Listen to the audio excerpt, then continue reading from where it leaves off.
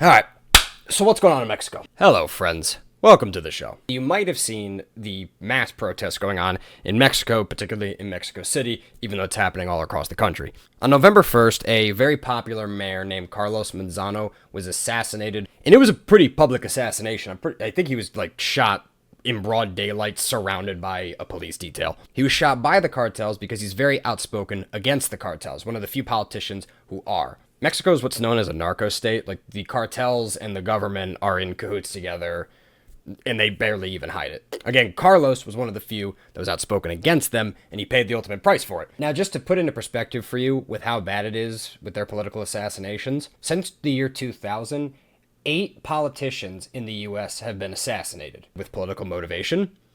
In Mexico, it's been over 1,200. So the people, rightfully so, are fucking sick of it, with a lot of them fleeing to other countries like the United States, which causes tensions here. And you have our politicians politicizing with both sides of the aisle, thinking that they have the right approach to it. You have the Democrats saying that there's no person that's illegal, and for the past 4 years, they just left the borders open, even though under Obama's administration, they had more deportations than Trump even had at this point. So we've had somewhere, and this is a conservative number, like 10 million people in the past 4 years being injected into our population, which only has negative consequences. We barely can take care of the people we have here on our own, and our government doesn't give much of a fuck about a majority of them. What makes you think they're going to care about them? It's for votes. Democratic parties bringing them in, wants them injected for votes.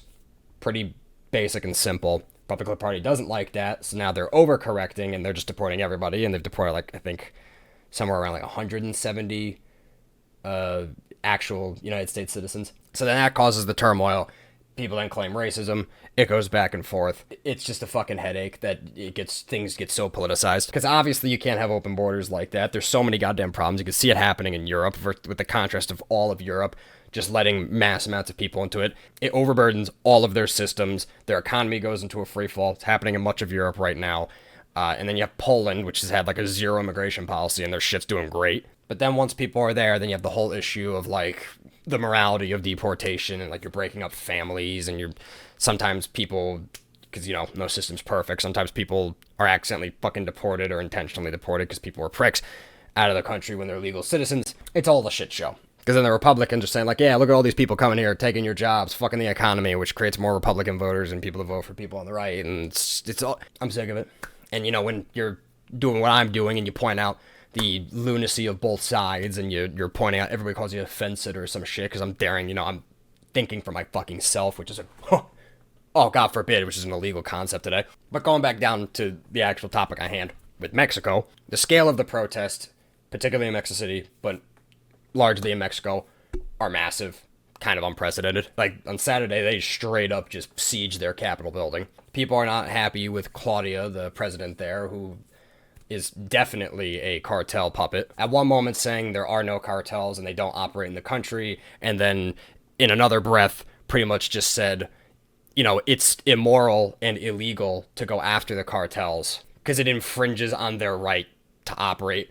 It was such a weird bullshit speech. Then you also have her saying that she's going to offer sanctuary to Maduro, which is the president of Venezuela, who was a cartel boss, because the United States basically put a bounty on his head and were kind of threatening an invasion at this point. Which, look, I don't want to go to war, but the fucking cartels put so much fentanyl through our goddamn border that the equivalent of a 747 worth of people, 100 to 200 people, are dying every day because of fentanyl overdoses. It's a point that Jelly Roll made, making the connection to a 747, saying that if a 747 fell out of the sky every fucking day, there would be mass panic, and the government would actually be trying to do something to fix it. It's basically what the fentanyl epidemic is.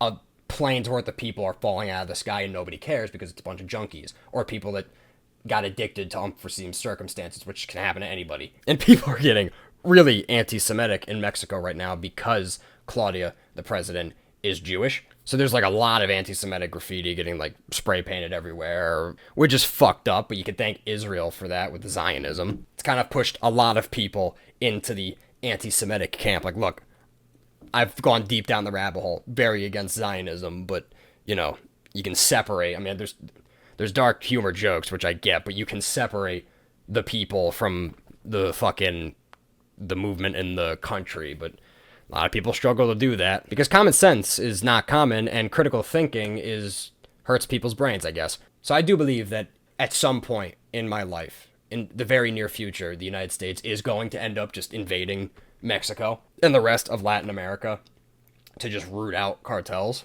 and then do what we always do and install puppet regimes that favor our interest and fuck over their people even more. And it's sad. It's really sad.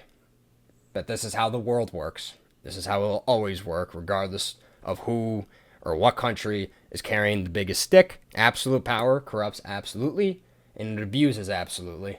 And it's always going to be like that until our AI overlords take over and remove free will. Oh yeah, in terms of casualties with the riots so far, from what I saw, it was like 100 and something amount of people, with 100 of those people that were injured all being police officers, and then the rest being civilians that were hurt. It just crazy situation that's going on down there. It's, again, these seem to be like another one of those Gen Z led protests, because one of the protesters was seen waving around that fucking pirate flag from One Piece, which was seen in Nepal and a bunch of other Gen Z led revolutions all over the world. You're going to be seeing a lot more of those revolutions globally, and they're probably even going to start happening in Western countries as well. Because Gen Z is the most informed generation at an early age, and you can argue misinformed as well.